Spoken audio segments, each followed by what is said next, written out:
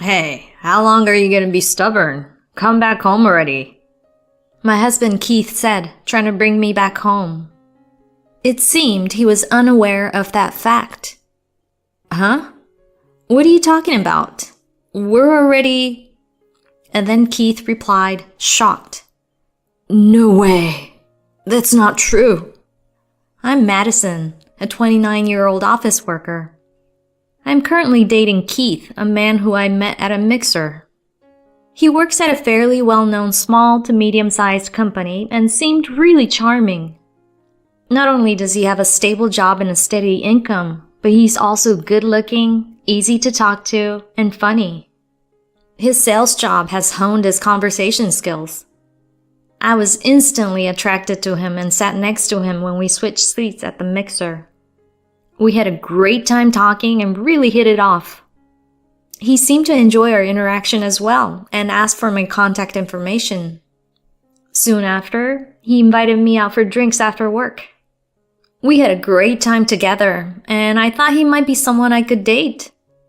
Our relationship progressed as we regularly went out for drinks and meals and spent our days off together, gradually getting closer. Eventually, he confessed his feelings and we started dating. Our relationship was wonderful. We constantly texted, called each other, and I felt incredibly happy.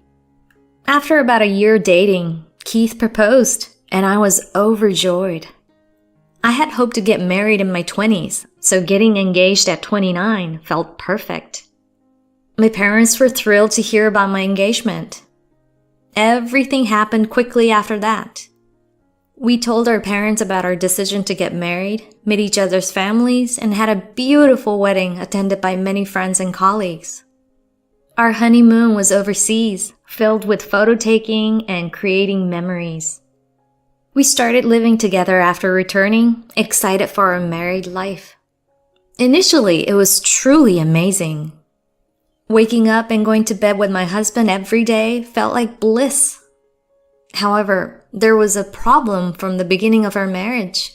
Keith did absolutely no housework.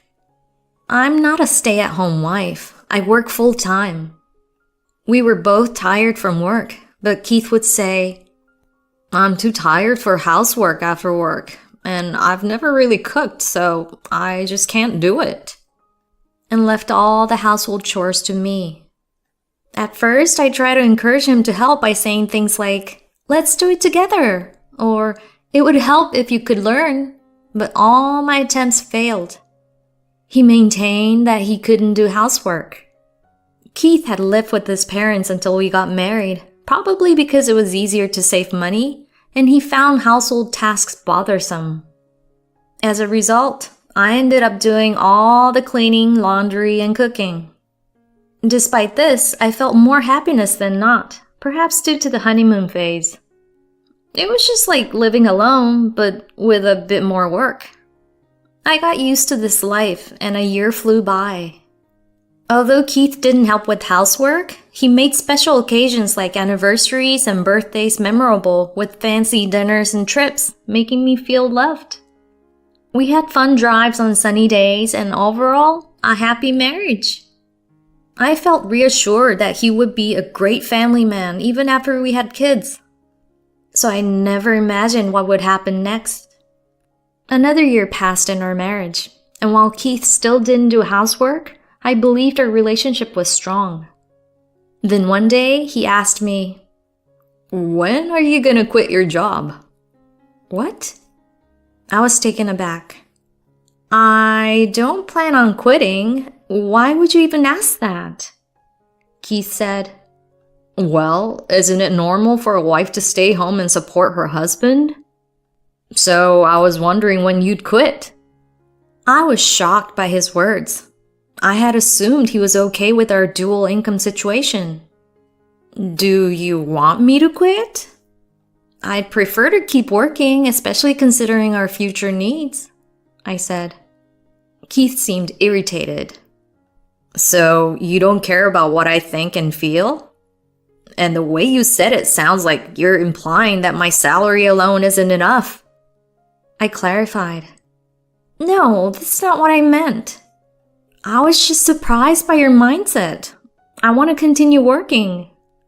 And if we have kids in the future, we'll need more savings, so it's better if I also worked. I explained my position to him politely, but he just said, Okay, I understand your thoughts, and dropped the subject. The unresolved conversation left me feeling uneasy. However, I had no intention of quitting my job, so I assumed Keith had accepted that. About a week later, Keith's behavior changed dramatically. When he came home, I greeted him with, "Welcome back, Keith. Dinner's ready." But he didn't respond. Maybe he didn't hear me. I tried greeting him again. "Hi, Keith. Welcome home." But he still didn't react. I wondered if something had happened at work. I decided not to press him and served dinner quietly. He ate in silence, then went straight to the bath without saying a word. I couldn't understand what was wrong and felt lost about how to handle this mood. Finally, I couldn't stand the silence and approached him after his bath. "Hey, Keith, is something wrong? You've been quiet all night. Did something bad happen?" I asked. But he ignored me completely. "Why are you ignoring me? Did I do something wrong?" I asked, but he just kept ignoring me, not responding at all. He just sat on the sofa and turned on the TV. "Hey, I'm talking to you. Why are you ignoring me? If you have something to tell me, just say it," I said, getting emotional, but still no response from him. What the hell? I was baffled and frustrated, so I went to my room to be alone. This had never happened before, and it left me shaken. The next morning, I prepared lunch for myself and left his untouched. "Good morning," I greeted him, but he ignored me and left for work with just his lunch bag. What on earth was going on? I couldn't understand why he was angry or why he was ignoring me. It seemed like his frustration was directed at me, not something work-related. But there was no way to find out since he wouldn't talk to me. I wondered if he was still upset about me not wanting to quit my job, but we had talked normally after that conversation, so I thought the issue was resolved. Maybe he got upset about it later? He continued to ignore me, and I felt increasingly frustrated. He ignored me, yet he would eat the meals I prepared as if it were a given, drank his beer, and took his lunch bag. I couldn't understand his behavior. Fed up, I decided not to prepare his meals anymore. When he came home from work, I had already eaten my meal and was washing the dishes. There was no dinner waiting for him on the table. How would he react? I was watching him as I did the dishes. Without saying a word, he checked the fridge, perhaps thinking his meal was there. Summer is approaching, so it makes sense not leaving food out in room temperature. But I hadn't prepared anything. He was checking that there was no food for him in the fridge. Alright, so what's his next move? Is he finally gonna speak to me? As I continued to watch him, he just left the room. And then I heard the front door open. He left the freaking house without saying a word. I was astounded by his determination to avoid talking to me. The next morning, I prepared only my lunch, ready to leave early. Just as I was about to leave the house after getting my things ready, Keith came into the living room. When he saw no lunch for him on the table, he just looked at me. He should talk to me now, right? But he just left for the bathroom without saying anything. His continued silence was exasperating. For a week, I didn't make him dinner, lunch, or breakfast and stopped washing his clothes, thinking this would provoke some reaction. But he kept silent, just staring at me when there was no food prepared. After a month of this, I couldn't take it anymore and decided to leave. This was not the marriage I signed up for. I didn't even want to see his face anymore. I wrote a note saying, If you continue to ignore me, I'll go back to my parents' house. My parents, who were already informed, welcomed me warmly. Keith is terrible. To continue ignoring you without giving a reason? It's like he doesn't want to continue the marriage, my mom said.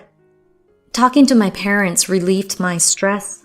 It was nice to have a conversation after so long. I had brought everything I needed to my parents' house, so I didn't have to go back. I started commuting to work from there. Keith neither called or messaged me. Despite leaving a note about going to my parents, he didn't come to see me. It seemed he didn't care about me anymore, and I started feeling the same. Living with my parents was pleasant. We shared household chores, and I saved money since I didn't have to pay rent. I regretted not making this decision sooner. As time passed at my parents' house, one day I returned from the supermarket with my mom and found Keith standing at the entrance. Keith? He approached me, glaring, and said, "Hey, how long are you gonna be stubborn? Come back home already," trying to take me back. It was the first time I heard his voice in a while, but it was too late. He had had countless opportunities to talk to me before. What did he want now? Go back? I'm living here at my parents' house now. I'm not going back to the house we lived in, I said. What are you talking about? We're a married couple. We should live together, he said, apparently unaware. Huh? What are you talking about? We're already divorced, I replied. Wait, what? I don't remember us getting a divorce, Keith said, puzzled. But your mother gave me the divorce papers you signed, I replied. Oh, that. I wrote that in the heat of the moment when I talked to my mom about our situation. She suggested we should get a divorce.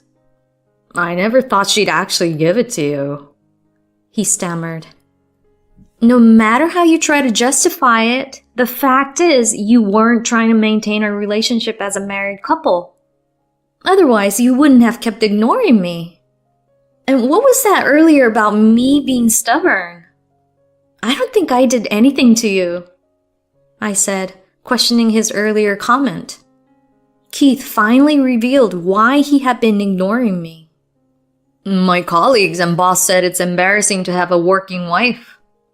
They said a man should make his wife a housewife and be the sole breadwinner.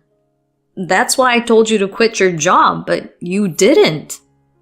I talked to my colleagues about it, and they said to ignore you to show I'm superior, and eventually you'd come crawling back to me obediently.